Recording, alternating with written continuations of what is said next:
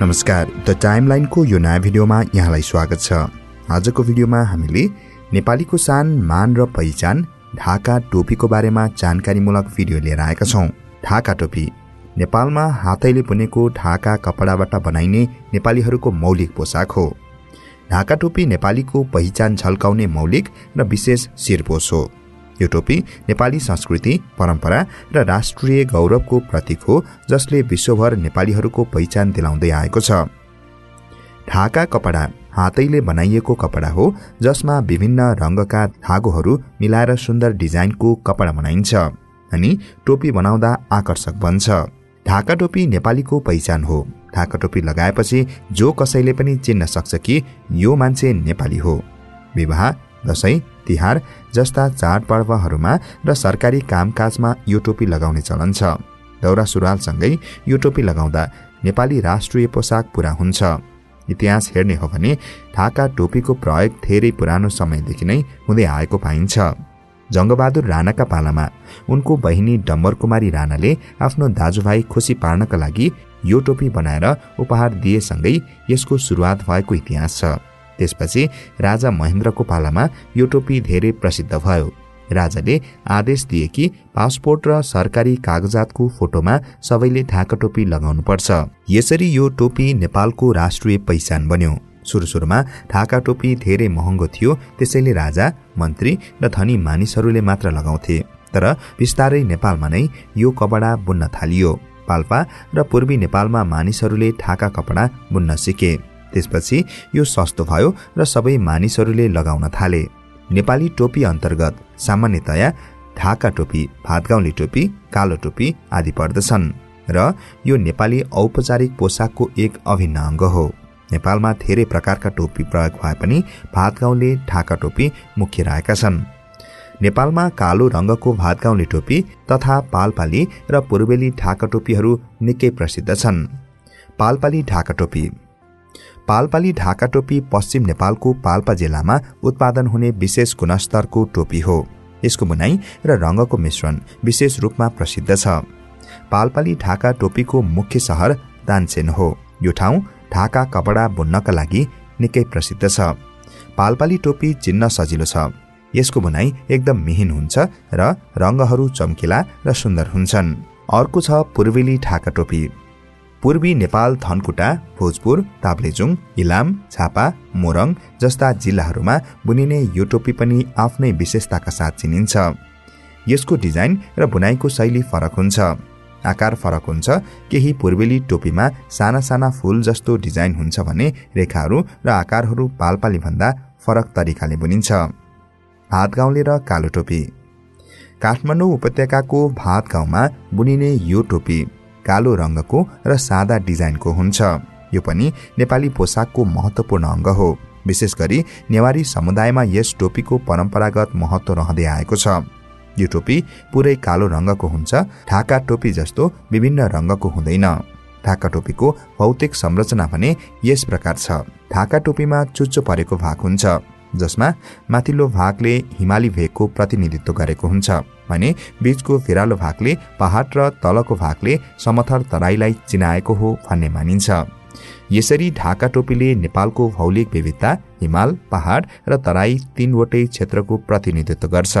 यो नेपालको एकतामा विविधताको प्रतीक मानिन्छ। ढाका टोपी नेपालीहरूको राष्ट्रिय पहिचान हो। राष्ट्रिय पोसाक दौरा सुरुवालसँग ढाका टोपी अनिवार्य अंग हो। विवाह, व्रतबन्ध, तिहार, दशैं जस्ता चाडपर्वमा यो टोपी लगाउने चलन छ। ढाका टोपीलाई सबै जातिले निकै सम्मानका साथ लगाउँछन्। नेपाली समाज र संस्कृतिको मूल आधार अनेकतामा एकता र एकतामा विविधतालाई टोपीको प्रयोगले अझ मजबुत बनाएको छ। पहिले समाजमा कतै टोपी लगाइदिएर त कतै आफ्नो टोपी फुकालेर एक अर्कामा सम्मान आदान प्रदान गर्ने हाम्रो परम्परागत सांस्कृतिक चलन रहिआएको छ। टोपी नेपाली संस्कृतिमा सम्मान, आदर र आत्मसम्मानको प्रतीक मानिन्छ। सन् 2013 नोभेम्बर 26 मा सामाजिक सञ्जाल फेसबुकमा एक सार्वजनिक पेज स्थापना गरी पहिलो पटक सार्वजनिक रूपमा जनवरी 1 लाई अन्तर्राष्ट्रिय नेपाली टोपी दिवस र नेपाली टोपी लगाउने दिवस भनी सबैलाई नेपाली टोपी लगाउन आह्वान गरी यो दिवस सुरु गरिएको थियो।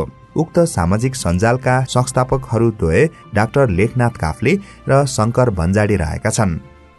नेपाली टोपी नेपालको शान, मान र पहिचान भन्ने मूल नाराका साथ हरेक वर्ष जनवरी 1 मा अन्तर्राष्ट्रिय नेपाली टोपी दिवस मनाउने गरिएको छ। नेपाल लगायत विश्वभर केही वर्षदेखि अंग्रेजी नयाँ वर्षको पहिलो दिन अर्थात् जनवरी 1 तारिखलाई टोपी दिवसका रूपमा मनाउने गरिएको छ। नेपाली टोपीलाई विश्वभर फैलिएका नेपाली एवं सम्पूर्ण नेपाली भाषीहरूको अन्तर्राष्ट्रिय पहिचानका रूपमा स्थापित गराउने उद्देश्यले यो दिवसको सुरुवात गरिएको थियो। अन्तर्राष्ट्रिय रूपमा नेपालीपनको प्रवर्धन हुने र देशभित्र पनि आफ्नो संस्कृतिको थप प्रवर्धन र सम्वर्धन गर्न मद्दत पुग्ने उद्देश्य रहेको छ। नेपाल लगायत भारतका दार्जिलिङ, आसाम, देहरादून लगायतका शहरमा पनि टोपी दिवस मनाउन थालिएको छ। यसले नेपाली प्रवासीहरूमा आफ्नो मौलिक संस्कृति र पहिचानप्रति चेतना जगाएको छ। नेपाली टोपीलाई पहिचानको दृष्टिले मात्र होइन, समग्र आर्थिक, सामाजिक र सांस्कृतिक दृष्टिले हेर्न सकिन्छ। ढाका टोपीको उत्पादन र बिक्रीबाट हजारौं नेपालीहरूले रोजगारी पाएका छन्। ढाका टोपी बुन्नेदेखि व्यापारीहरूसम्म यो उद्योगसँग जोडिएका छन्। नेपाली टोपीलाई अन्तर्राष्ट्रियकरण गर्न सके यसलाई निर्यात गरेर विदेशी मुद्रा आर्जन गर्न सकिन्छ। रोजगारी सृजना, आय आर्जन र उद्यमशीलतामा समेत वृद्धि हुन सक्छ। तर समय परिवर्तन भएसँगै ढाका टोपीको प्रयोग कम हुँदै गएको पाइन्छ। असंख्य युवाहरू विदेशिएर र फर्केर आएपछि टोपीको पहिरनमा अझै कमी आएको छ। शहरी क्षेत्रको तुलनामा गाउँहरूमा टोपी लगाउनेहरू मनकै छन्। मुलुकको शहरिया युवा वर्ग टोपीबाट टाढिँदै गएको अनुभव हुन्छ। वेशभूषामा निकै धनी देश नेपालमा पाश्चात्य संस्कृति एवं विदेशी संस्कृतिको प्रभाव बढ्दै गएको छ। यसको प्रभाव र विस्तारले हाम्रो समग्र सांस्कृतिक मौलिकतामा प्रभाव ल्याउँदै गरेको प्रष्ट अनुभव हुन थालेको छ। मौलिक पोसाकको महत्त्व बुझी यसको संरक्षण गर्न जरुरी छ। यद्यपि आजकल दैनिक जीवनमा टोपीको प्रयोग घटेको छ, तर पाका उमेरका व्यक्तिहरू र गाउँघरमा अझै पनि नियमित रूपमा टोपी लगाउने गरिन्छ। ढाका टोपीलाई सम्मानको प्रतीक मानिन्छ। साथै दशैं, तिहार लगायतका चाडपर्वहरूमा ढाका टोपी लगाउने परम्परा छ। ढाका टोपी लगाएर दशैंको टीका लगाउने परम्परा पनि रहिआएको छ। विवाह, व्रतबन्ध, पास्ने जस्ता संस्कारमा दौरा सुरुवालसँगै ढाका टोपी अनिवार्य मानिन्छ। विवाहमा बेहुलाले कोट पाइन्ट लगाएको देखिन्थ्यो, तर अचेल त जन्तीहरूमा समेत दौरा सुरुवाल र ढाका टोपी लगाउने चलन बढेको छ। सरकारी कार्यालयमा काम गर्ने कर्मचारीहरूले विशेष अवसरमा राष्ट्रिय पोसाक लगाउनु पर्ने नियम छ। ढाका टोपी हाम्रो पुर्ख्यौली संस्कृति जोगाउने एउटा महत्त्वपूर्ण माध्यम हो। यो टोपी हजारौं वर्षदेखि नेपाली समाजमा प्रचलित छ र हाम्रो पहिचानको अभिन्न अंग बनेको छ। जब हामी ढाका टोपी लगाउँछौं, हामी आफ्ना पुर्खाहरूको परम्परालाई सम्मान गर्दै त्यो पुरानो चलनलाई जीवित राख्छौं। यदि हामीले यो सम्पदा जोगाएनौं भने यो सधैँको लागि हराउनेछ र आउने पुस्ताले यो मौलिक नेपाली कला कहिल्यै देख्न पाउने छैनन्। दर्शक तथा श्रोतावृन्द, यो रहेको थियो ढाका टोपीको बारेमा जानकारीमूलक भिडियो। तपाईलाई के कस्तो लाग्यो कृपया कमेन्टमा उल्लेख गर्नुहोला। अर्को भिडियोमा अर्को जानकारीमूलक प्रस्तुतिका साथ उपस्थित हुनेछौं। तबसम्मका लागि द टाइमलाइन टिमलाई बिदा दिनुहोस्। नमस्कार।